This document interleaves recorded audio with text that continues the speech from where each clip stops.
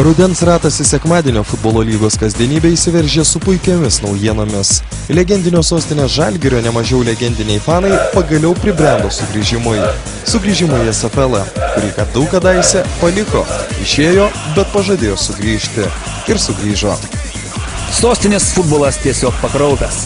Į Lietuvą sugrįžta ruduo, sugrįžta lietus, sugrįžta gandrai, gal įskrenda, o kartu su jais sugrįžta legendinė Pietų ketvirtoji. Taip, tai tie patys vaikinai vilkintis žaliai baltą aprangą ir pasiruošę iki paskutinio kraujo lašo ginti Vilniaus Žalgirio garbę. O dabar sekmadienio futbolo lyga su džiaugsmu sveikina ir legendinės Pietų ketvirtosios komandos atgimimą. Jie grįžta tam, kad suteiktų jums daug džiaugsmo. Pietų keturi po pusantrų metų pauzės sugrįžo į sekmadienio futbolo lygą. Kodėl? Dėl to, kad atsirado jaunų norinčių žmonių žais futbolą, ne tik fanų čempionatuose. Tada sutapo taip, kad Oršą išmetė. Pabandėm savo šansą pasinaudoti. Vis tiek vieni iš kūrėjų buvo čempionatą. Tad pradėkime nuo pradžių. Pietų keturi. Kas tai buvo per komanda, kaip jinai susikūrė ir kodėl jinai paliko SPL? Pietų keturi komanda susikūrė. Tai buvo ne komanda, kad buvo tribūnos žmonės, kurie laisvalaikiu mėgdavo žaisti futbolą ant gumų ir dalyvautis fanų čempionatuose. Su laiku to tapo maža ir nusprendėme kaip į SFL. Išėjom iš SFL, mes paskutinį sezoną žaidėm 8-9 daugumą mačų, nusprendėm pailsėti. Ar komandai keliami kažkokie konkretus tikslai ir šiaip, kas yra futbolas, SFL, pietų fanams futbolo Žalgirio sirgaliams?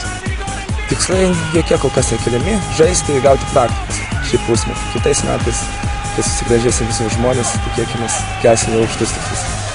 Komandos žaidimas džiugina, kad kovoja. Kovoja, neduoda laisvai judėti varžovams. Trūksta technikas, bet norų kova tai atperka. O su laiku žiūrėsim tada. Ir kas gali būti su laiku? Su laiku gal ir pirmą pergalę. Nepatikėsite, bet tai faktas, kuris bado visiems į akis. Mindaugas Kasperūnas per brūkšnelį Vaiduoklis taip pat sugrįžo. Ir sugrįžo į ne bet kur, o į sugrįžusią Pietų ketvirtąją. Mindaugai, kodėl tu sugrįžai į Pietų ketvirtąją? Keistas klausimas. Tai, kad, tai, aš šitą komandą kažkada sukūriau ir nuo pat pradžių jie buvau. Dabar iškylo kaip ir poreikis jaunimui atgavinti komandos veiklą, tai kažkaip net nesvarčiau galimybės likti nuo šaly. Bet čia, taip sakant, kaip ir, tai mano komanda.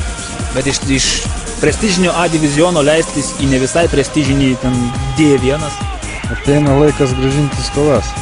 Ta prasme, iš tikrųjų, taip, gyvenime taip jau susiklosti viskas, kad, sakysim, savo futbolinę veiklą pradėjau nuo šitos aikštės ir nuo šitos komandos. Komanda vis tiek, kaip matome, yra pakankamai jauna, tai kokie dabar tikslai keliami Pietų ketvirtajai? Pakilti į A divizioną ir šturmuoti naujas aukštumas? Ar ne? Kol kas dar apie A divizioną nekalbam. Ir D1 matom, nekaip sekasi, taip kad, iš tikrųjų tokio tikslo, kad A divizionas, ten kažkokios ypatingos sportinės pergalės, tai tokio tikslo nėra. Tai Pietų keturi buvo, per brūkšnelį yra ir bus. Tai buvo Mindaugo Kasperūno per brūkšnelį Vaiduoklio žodis. O dabar paklauskime jo legendinio ir nemažiau Pietų ketvirtąjį nusipelniusio draugo, augintinio ir bičiulio. Koks vardas? Umbro nuomonės. Pietų ketvirtoji yra, buvo ir bus? Manau, jūs viską supratote patys ir nereikia čia daugiau nieko aiškinti. Pietų keturi grįžo į sekmadienio futbolo lygos bendruomenę. Taip jiems ir reikia. Iš ties sugrįžimo į didžiojo futbolo aikštės jiems reikėjo.